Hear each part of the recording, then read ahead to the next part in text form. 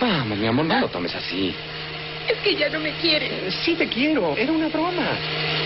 Es que tú ya no me quieres. Estaba jugando.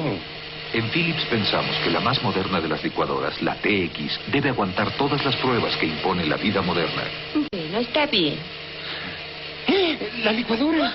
Es por esto que junto a una TX de Philips, todo lo demás se volvió antiguo.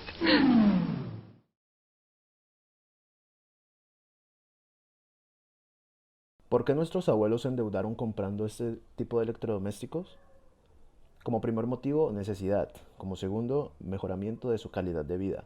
Los electrodomésticos llegaron para cambiar el mundo y modernizarlo, facilitando tareas del hogar y mejorando la calidad de vida de las personas. Uno de los mayores atractivos de esto eran las premisas entra una nueva era y ahorra tu tiempo. Y hoy en día no es diferente.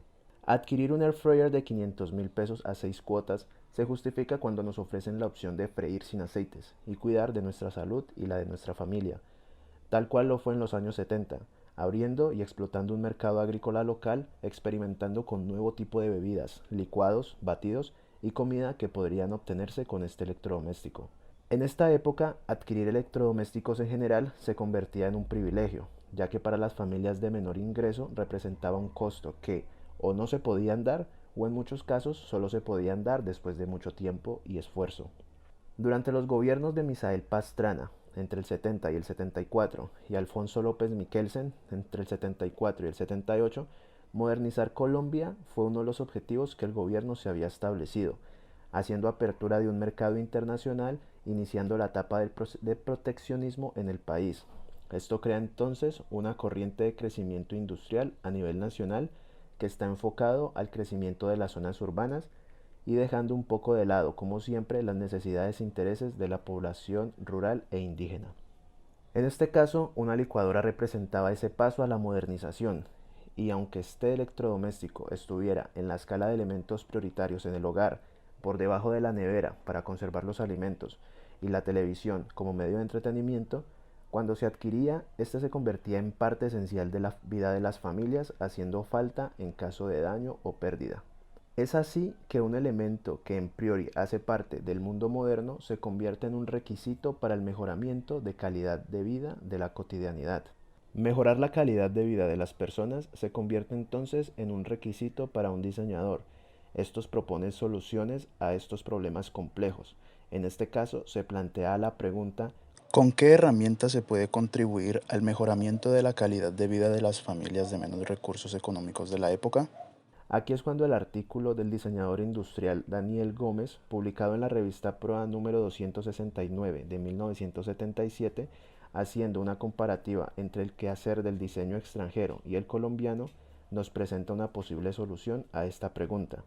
Propone así una licuadora mecánica que funciona con el movimiento circular de una palanca, generando la energía necesaria para que las cuchillas hagan su trabajo sin necesidad de estar conectado a una fuente de energía eléctrica.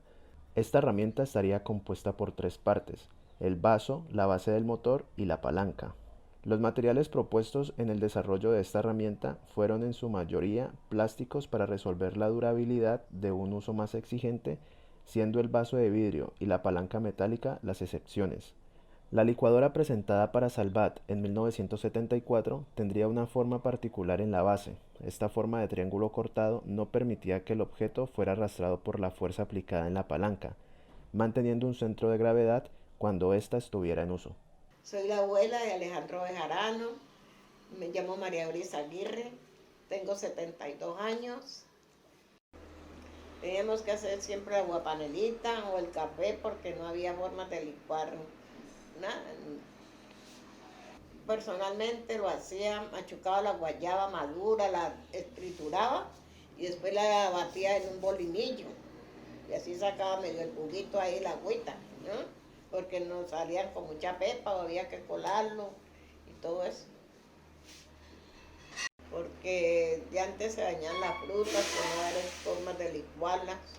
Pues sí, porque ya lo miraba mal a uno, porque tenía ese artículo en 8 cotas.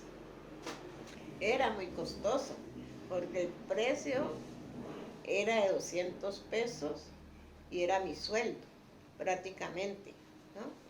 Y tenía tenía que cubrir muchas necesidades para el hogar, porque yo era la que entraba el dinero para la comida y todo, ¿no?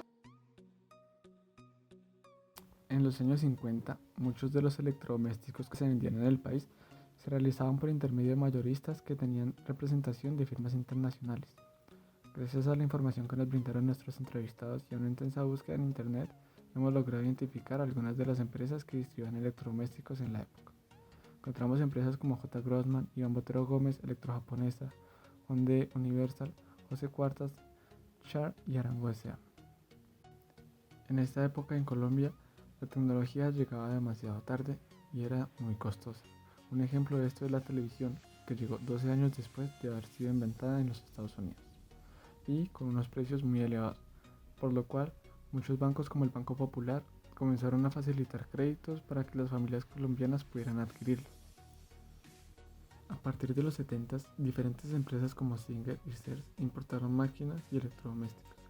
Para venderlos les ofrecían directamente a sus clientes la facilidad de pago a crédito, método que se sigue usando actualmente para llegar a las familias de más escasos recursos.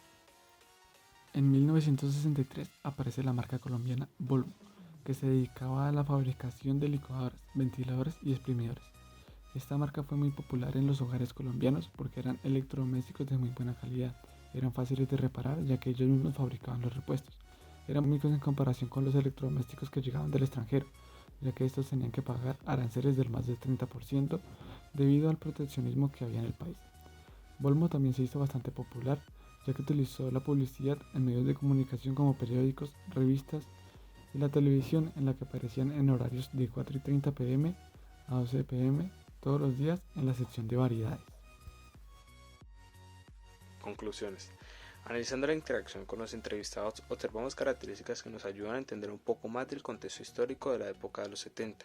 Logramos observar lo que generó la llegada de este artículo a los hogares colombianos, suplantando progresivamente los lazos con los métodos más rústicos de preparación de bebidas, jugos, zumos, etc., los cuales consistían en triturar la fruta como la maracuyá, el lulo, la guayaba, etc., o triturar la pulpa de distintas formas como las mencionaban en las entrevistas, haciendo uso de herramientas como el molino, el molinillo o triturarla simplemente con las manos.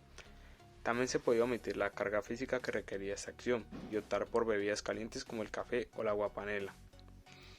Un dato interesante que obtuvimos cuando preguntamos por las marcas que recuerdan sobre estas licuadoras evidencian los primeros pasos de un mercado internacional llegando al territorio, dando paso a esa modernización que buscaba el gobierno. Marcas que fueron tomando el lugar en el mercado como lo fue Oster 2 décadas después. Por otra parte, cuando se habla de precios se hace en términos de caro y barato. En primer lugar, porque no todos lo recordaban con exactitud y por otra parte por dejar vislumbrar un valor. Algunos entrevistados expresaron que para poder adquirir una licuadora en ese tiempo se requería hacer un esfuerzo muy grande. Para hacer una comparativa más próxima, se tuvo en cuenta la inflación del peso colombiano en los últimos 60 años, como se observa en la tabla. Por ejemplo, el caso de mi abuela Doris Aguirre, ella habla de un salario semanal de 58 pesos aproximadamente, equivalente a 30.000 pesos aproximadamente en la actualidad. Y la licuadora de 1971 le costó alrededor de unos 200 o 240 pesos, que son alrededor de 103.000 y 124.000 pesos actuales. En comparativa con el salario mínimo de este año equivale a un cuarto de este. Cabe resaltar que no cualquiera se daba el lujo de gastar su sueldo en un aparato de estos. Mi abuela, para poderlo adquirir, lo hizo un crédito de 8 cuotas de aproximadamente 12.500 pesos mensuales en nuestra actualidad del 2020.